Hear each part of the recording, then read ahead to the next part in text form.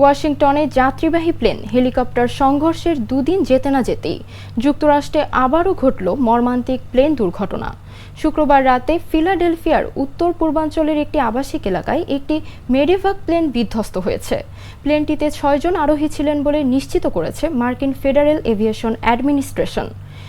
FAA জানিয়েছে লিয়ারজেট 55 মডেলের প্লেনটি স্থানীয় সময় সন্ধ্যা 6:30 উত্তর পূর্ব ফিলাডেলফিয়া বিমানবন্দর থেকে উড্ডয়নের পরপরই বিধ্বস্ত হয়। এটি মিসৌরির স্প্রিংফিল্ড ব্যানসন ন্যাশনাল এয়ারপোর্টের উদ্দেশ্যে যাত্রা করেছিল।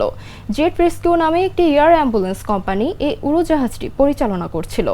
কোম্পানিটি জানিয়েছে প্লেনটিতে একজন শিশু রোগী, তার একজন অভিভাবক এবং 4 জন ক্রু সদস্য ছিলেন।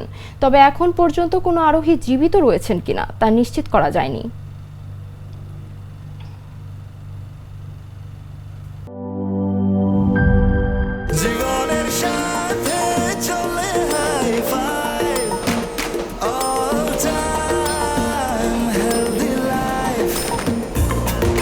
জার্নিতে স্বাস্থ্যকর all time family cake, all time healthy life.